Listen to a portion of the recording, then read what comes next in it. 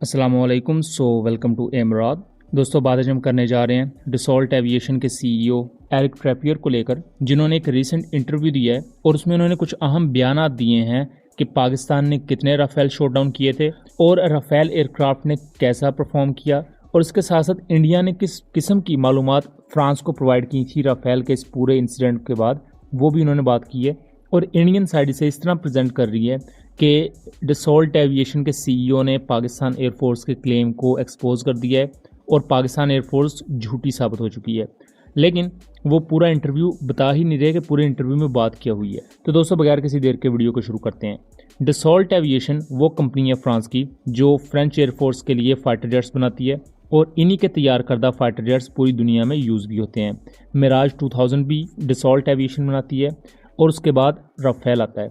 पाकिस्तान ने 7 मई 2025 को जो इंडिया के multiple fighter jets shot down किए थे, उनमें 3 राफेल हैं और उसके बाद इंटरनेशनल मीडिया ने एक मिराज 2000 को भी कंफर्म किया, जिसके बाद पाकिस्तान ने टोटल 6 एयरक्राफ्ट क्लेम किए, यानी कि 3 राफेल, एक मिग 29, एक SU-30 और एक मिराज 2000 और इसके अलावा एक हेरोन ड्रोन भी। और ड्रोन चूंकि एक इजी टारगेट था और उसके अलावा वो एक प्रॉपर फाइटर जेट नहीं था, इसलिए नॉर्मली उसे एक्सक्लूड कर दिया जाता है। मिराज 2000 का और 2 राफेल एयरक्राफ्ट के विजुअल्स और उनके सबूत पाकिस्तान एयरफोर्स ने दिखाए और इसके बाद पूरी दुनिया में पाकिस्तान एयरफोर्स की तो वाह वाह हुई ही। इवन फ्रेंच मीडिया तक ने ये रिपोर्ट किया कि पाकिस्तान के साथ इस रीसेंट स्कर्मिश में इंडियन मिलिट्री की बहुत सी कमजोरियां मंजरेआम पर आई हैं। लेकिन अब रिसेंटली डसॉल्ट एविएशन के सीईओ ने एक इंटरव्यू दिया है और उसमें उन्होंने ऑफिशियली ये बात कही है कि पाकिस्तान का जो क्लेम है 3 राफेल शॉट डाउन करने का, वो इनकरेक्ट है, यानी कि वो सही नहीं है, जबकि उनके मुताबिक इंडिया का सिर्फ 1 राफेल शॉट डाउन हुआ है। इसके साथ साथ उन्होंने ये भी कहा है कि राफेल तबाह हो जाना कोई ज़्यादा अहम चीज़ नहीं है। सबसे अहम चीज़ ये है कि क्या इंडिया अपने ऑब्जेक्टिव्स अचीव कर पाया या नहीं, यानी कि इंडिया के बॉम्बिंग मिशन की वो बात कर रहे थे। ये ही बात इंडियन मीडिया बहुत ज़्यादा हाईलाइट कर रहा है कि देखें जी, उन्होंने तो पाकिस्तान को एक्सपोज कर दिया। लेकिन इस इंटरव्यू में उन्होंने एक बहुत अहम चीज़ कही है। उनके एग्जैक्ट अल्फाज हैं कि Indians did not communicate so we do not know exactly what happened, कि इंडियंस ने तो हमें अभी इसके बारे में कोई बात ही नहीं बताई, तो हमें भी कोई खास नहीं पता कि असल में वहाँ हुआ क्या है। लेकिन इसके बाद उन्होंने एक फेस सेविंग दी है कि 1 राफेल तो कन्फर्म हो गया है। वो फ्रेंच इंटेलिजेंस का ऑफिशियल भी पहले ही मान गया था और तब फ्रांस ने ये कहा था कि 1 राफेल हमारा डिस्ट्रॉय हुआ है और 2 को हम इन्वेस्टिगेट कर रहे हैं। और अब फ्रेंच सीईओ ने भी ऑलमोस्ट वैसी ही मिलती जुलती बात कही है। तो सिंपल एज दैट ये एक फेस सेविंग है जो कि फ्रांस कर रहा है, और फ्रांस इस वजह से कर रहा है क्योंकि इस पूरे शोडाउन में राफेल का तो खैर कसूर नहीं था। उसको तो पाकिस्तान एयरफोर्स ने भी अप्रिशिएट किया, एयर वाइस मार्शल औरंगजेब ने, कि वो एक अच्छा एयरक्राफ्ट है अगर उसे सही तरीके से इस्तेमाल किया जाए। और राफेल को इस वजह से बहुत ज़्यादा हाईलाइट किया जा रहा है क्योंकि आज तक जिस एयरक्राफ्ट को कोई टक्कर सही तरीके से नहीं दे पाया, पाकिस्तान ने ना सिर्फ उसे शॉट डाउन किया बल्कि वैसे 3 एयरक्राफ्ट शॉट डाउन किए और उनकी जो रेडियो ट्रांसमिशन तक थी वो भी हैक की, प्रॉपर जैम कर दिए थे aircraft. And I have audio from Rafale formation that I will share. The call sign is Godzilla. As soon as those animals are extinct, so this one also got extinct. Please play.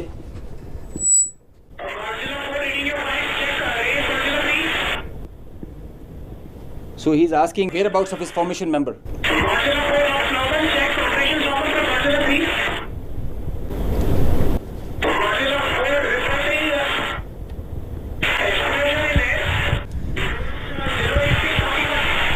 So the formation knows, his leader knows that his number, one of his member, flight member is not there.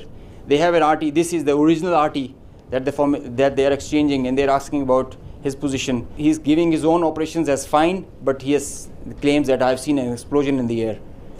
और Rafale के spectra system को दुनिया के बेहतरीन self protection suit में से समझा जाता है। अब हम कुछ सबूतों की तरफ आ जाते हैं।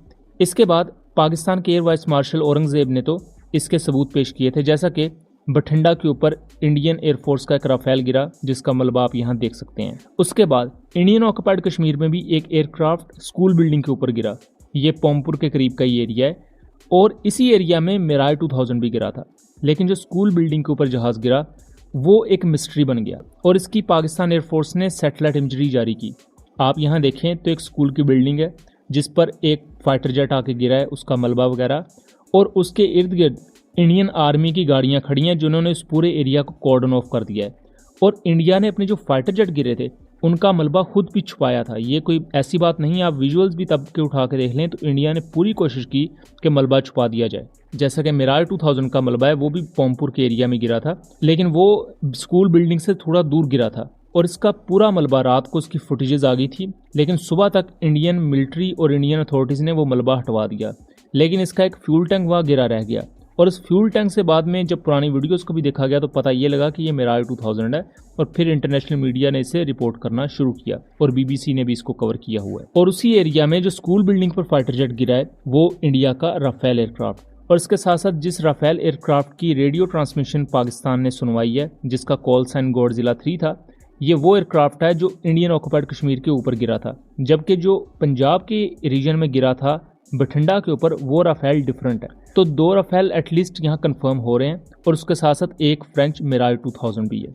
अब इसके बाद इंडिया के चीफ ऑफ डिफेंस स्टाफ का एक बहुत मशहूर इंटरव्यू ब्लूमबर्ग पर आया जिस पर हमने ऑलरेडी वीडियो वगैरह बनाई हुई है। उसमें उन्होंने खुद ये माना कि हमारे मल्टीपल एयरक्राफ्ट पाकिस्तान के हाथों शॉट डाउन हुए, लेकिन उन्होंने ये कहा कि हमारा मिशन या जो उस वक्त ऑपरेशन सिंदूर के अंडर पाकिस्तान में बॉम्बिंग करनी थी वो हमारा मिशन था और फाइटर जेट तो गिरते ही रहते हैं, या शायद वो इस कॉन्टेक्स्ट में कह रहे थे कि नॉर्मली भी तो क्रैश हो ही जाते हैं, तो पाकिस्तान ने शॉट डाउन कर दिए तो क्या हुआ। लेकिन Indian chief of defence staff की तरफ से ये बयान आना कि कॉम्बैट में हमने मल्टीपल लॉसेज हमारी हुई हैं, ये एक क्लियर इंडिकेशन थी कि इंडिया नंबर्स कभी नहीं बताएगा, लेकिन वो फेस सेविंग के लिए ये बात मान जाएंगे कि जी हाँ हमारे भी लॉसेस हुए हैं। इसके मुकाबले में बीजेपी के बहुत मशहूर रहनुमा शुभमन्यु स्वामी, अब मैं उनका सही नाम ना ले पा रहा हूं तो माजरत, उन्होंने भी अपने इंटरव्यू में ये कंफर्म किया कि कम से कम भी इंडिया के 5 जहाज शॉट डाउन हुए हैं।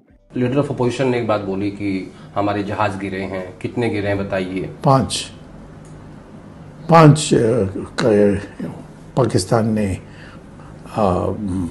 अपने जहाज को बेचकर गिराया था हमारा। ओके, उसमें कुछ चाइना का भी रोल था सर?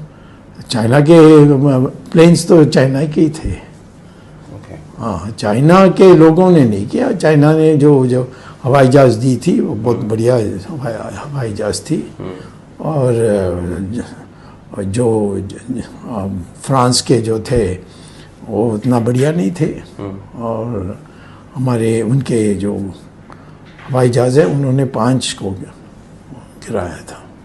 आपका मतलब राफेल ने अच्छा काम नहीं किया? राफेल तो पर्याप्त नहीं है हमारे देश के लिए।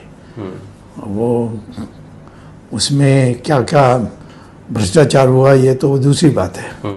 उसके साथ साथ द हिंदू और इंडिया की दूसरी न्यूज़ एजेंसीज ने उसी रात ये रिपोर्ट किया था कि इंडिया के मुख्तलिफ एरियाज में कम से कम 4 एयरक्राफ्ट क्रैश हुए हैं, 3 इंडियन ऑक्युपाइड कश्मीर में और 1 इंडियन पंजाब में यानी बठिंडा के एरिया में। और बाद में ये तमाम जो स्टोरीज हैं जो आप देख सकते हैं ये डिलीट करवा दी गई थी। तो दोस्तों ये एक प्रॉपर एनालिसिस था डसॉल्ट एविएशन के CEO का, पाकिस्तान के एयर वाइस मार्शल का और इंडिया के चीफ ऑफ डिफेंस स्टाफ का, और कुछ दूसरे विजुअल्स जो हमने आपको दिखाए सबूत के तौर पर। अब आपकी इस पूरी सिचुएशन को लेकर क्या राय है, अपनी आरा से ज़रूर आगाह कीजिएगा, क्योंकि इंडियन मीडिया सिर्फ एक लाइन को लेकर बहुत ज़्यादा प्रोपेगेट कर रहा है। वो पूरी बात नहीं बता रहे कि जहां फ्रेंच CEO खुद ये कह रहे हैं कि हमें अभी तक इंडिया ने कुछ बताया ही नहीं है। और उसके साथ साथ डिफेंस सिक्योरिटी एशिया का ये आर्टिकल देखें तो खुद अब फ्रांस भी काफ़ी गुस्सा है इंडिया पर, क्योंकि राफेल उनका गरूर था और पूरी दुनिया में उनकी पहचान थी, और अब उस पहचान को बहुत ही ज़्यादा हिट हुई है पाकिस्तान के साथ स्कर्मिश के दौरान, जिसकी वजह से इंडिया पर उनका काफ़ी ज़्यादा गुस्सा भी है। तो उम्मीद करता हूँ चीज़ें क्लियर रही होंगी, एंड वीडियो बेहतर लगी हो तो इसे ज़्यादा से ज़्यादा शेयर कीजिएगा एंड चैनल को सब्सक्राइब कीजिएगा। मिलेंगे अगली वीडियो में, तब तक के लिए अल्लाह हाफिज़।